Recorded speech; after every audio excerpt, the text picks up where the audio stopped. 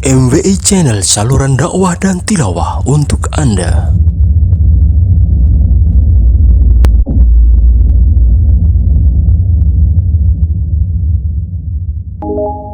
Bismillahirrahmanirrahim.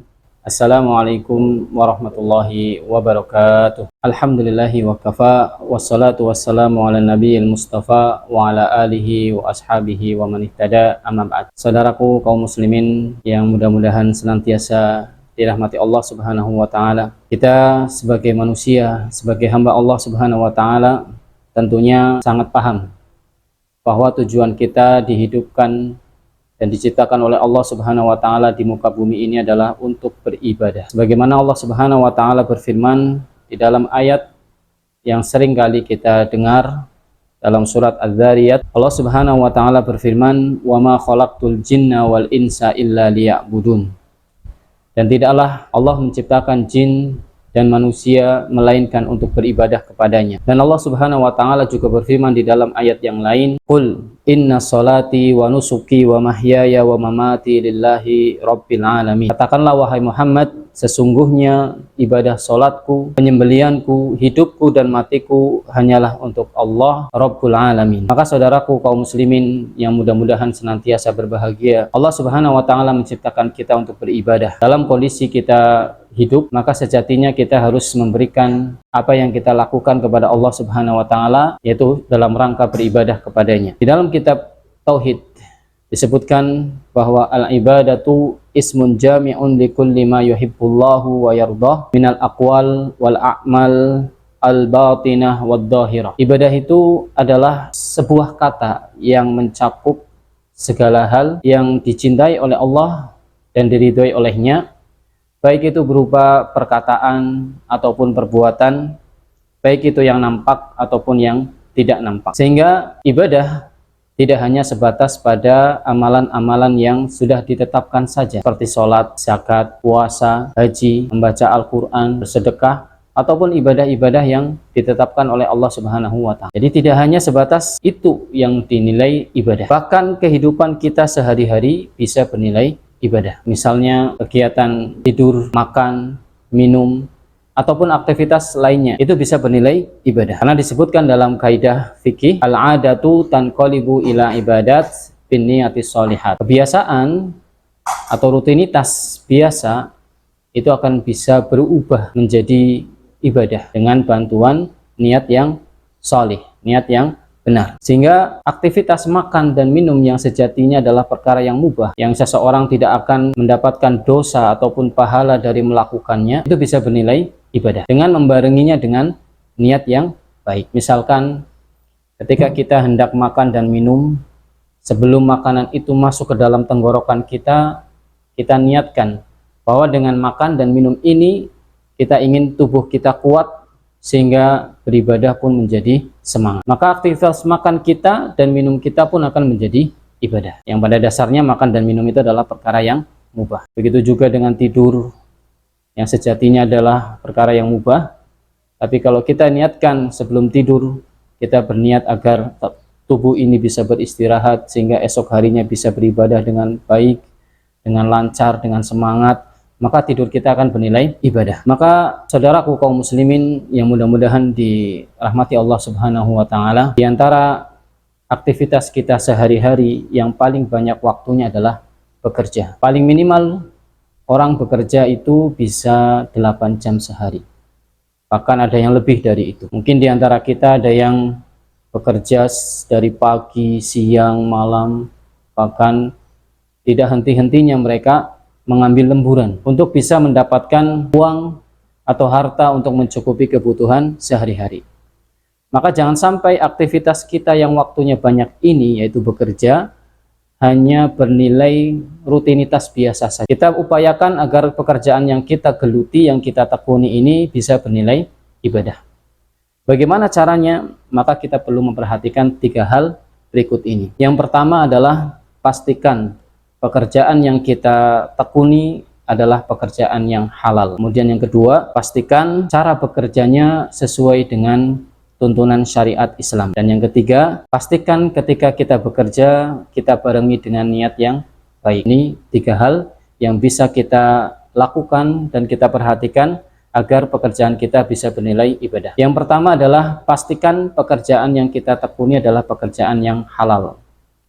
Karena Allah Subhanahu wa taala berfirman, "Ya ayuhan nas, kulu mimma fil ardi halalan thayyiban." Wahai manusia, makanlah segala sesuatu yang ada di muka bumi ini yang halal dan yang thayyiban, yang baik. Sehingga ketika kita mencari sumber kehidupan dengan bekerja, kemudian cara memperolehnya dari pekerjaan yang halal, maka sejatinya kita sedang menjalankan perintah Allah Subhanahu wa taala. Maka kita perlu berbangga ketika memiliki pekerjaan yang halal, karena kita sedang menjalankan perintah Allah Subhanahu wa taala. Meskipun pekerjaan yang ditekuni itu adalah pekerjaan yang dinilai oleh banyak orang sebagai pekerjaan yang hina, yang rendah. Misalkan sebagai pemulung atau pekerjaan yang banyak bergelut dengan kotoran atau mungkin dengan sesuatu yang kotor, selagi itu halal maka berbanggalah, karena sejatinya kita sedang menjalankan perintah Allah Subhanahu wa taala. Maka Ibnul Qayyim rahimahullahu taala pernah menyebutkan dalam kitabnya Al-Fawaid, tidak ada sesuatu yang lebih baik bagi seorang hamba ketika hamba itu menjalankan perintah Allah Subhanahu wa taala, meskipun perintah itu terasa berat. Karena sejatinya hasil dari apa yang dia dapatkan dari menjalankan perintah Allah adalah berbuah kebahagiaan dan ketenangan. Maka berbanggalah ketika pekerjaan kita adalah pekerjaan yang halal. Maka ini yang pertama yang harus kita perhatikan. Kemudian yang kedua, setelah kita memastikan bahwa pekerjaan kita adalah pekerjaan yang halal, maka yang kedua adalah pastikan cara bekerjanya adalah sesuai dengan tuntunan syariat Islam. Karena pekerjaan yang halal saja tidak cukup. Mungkin banyak di antara kita yang pekerjaannya halal, tapi ternyata cara bekerjanya tidak benar, tidak sesuai dengan tuntunan syariat Islam. Maka kita harus perhatikan. Paling tidak ada dua hal yang perlu kita perhatikan agar cara bekerja kita itu sudah benar sesuai tuntunan syariat atau tidak. Yang pertama adalah jangan sampai pekerjaan itu melalaikan kita dari ibadah yang pokok. Kemudian yang kedua, jangan sampai pekerjaan itu melanggar syariat Islam. Nah, yang pertama ini misalkan ketika kita bekerja ternyata membuat kita lalai dari sholat, karena sholat adalah ibadah yang pokok, maka ini cara bekerjanya tidak sesuai dengan syariat Islam. Ketika ada pekerjaan yang mensyaratkan kita untuk meninggalkan syariat, maka ini tidak benar, walaupun secara pekerjaan itu halal. Maka kita dikejutkan dengan ada fenomena banyak artis yang ketika bekerja itu dia sampai melepas jilbabnya. Bahkan ada yang sempat kemarin viral di sosial media, ada yang sampai istikharah untuk bisa melepas jilbabnya, waliyadzubillah, agar bisa mendapatkan pekerjaan. Maka ini tidak benar. Dan yang kedua adalah jangan sampai melanggar syariat. Kita bekerja melakukan kecurangan, kedzaliman, penipuan, ataupun yang lainnya yang dilarang oleh syariat. Misal kita sebagai pedagang, kemudian kita melakukan kecurangan, penipuan, ataupun kedzaliman, sehingga membuat hasil dari dagangan kita tidak berkah. Rasulullah SAW pernah mendatangi pasar. Kemudian beliau mendapati ada seorang penjual yang curang, yaitu menyembunyikan barang dagangan yang cacat. Itu ketika ada penjual gandum yang di atasnya adalah kualitas yang baik, kemudian yang di bawahnya adalah kualitas yang buruk karena kehujanan. Kemudian Rasulullah SAW mengatakan apa? Man ghasya falaysa minni. Barang siapa yang berbuat curang, melakukan penipuan, tidak amanah, tidak jujur kepada orang yang diajak bertransaksi, maka bukan termasuk golonganku. Di sini Rasulullah SAW mengancam keras bahwa orang yang berbuat curang itu dikatakan sebagai orang yang tidak termasuk golongan beliau. Ini konsekuensinya luar biasa. Rasulullah sampai menganggap dia tidak termasuk umatnya. Kalau Rasulullah SAW tidak menganggap dia sebagai umatnya, bagaimana dia akan mendapatkan jaminan untuk masuk surga. Maka ini sangat berat sekali. Di dalam riwayat yang lain Rasulullah SAW pernah mengatakan, man ghasyana falaysa minna. Barang siapa yang berbuat curang kepada kami, maka dia bukan termasuk golongan kami. Wal makru wal khida'u finnar. Dan orang yang melakukan kecurangan, melakukan makar, penipuan, maka dia terancam masuk ke dalam neraka. Maka perhatikanlah wahai saudaraku kaum muslimin, ketika kita mendapatkan pekerjaan, pastikan pekerjaan itu setelah dijamin itu halal, perhatikan cara bekerjanya. Barangkali kita ketika bekerja ternyata cara bekerjanya tidak benar, yaitu yang pertama mungkin karena sampai membuat kita meninggalkan perkara atau perintah yang pokok atau kewajiban kita yang pokok, yaitu sholat, zakat misalkan. Ketika orang sudah mencapai nisabnya dari pekerjaannya, kemudian dia tidak mau mengeluarkan zakat, maka ini tidak benar. Ini yang kedua. Kemudian yang ketiga, setelah kita memastikan pekerjaan kita halal, kemudian cara bekerjanya juga sesuai dengan syariat Islam, maka yang ketiga adalah kita barengi pekerjaan itu dengan niat yang soleh, dengan niat yang baik. Karena sebagaimana tadi di kaidah yang saya sebutkan, bahwa kebiasaan itu bisa bernilai ibadah ketika dibarengi dengan niat.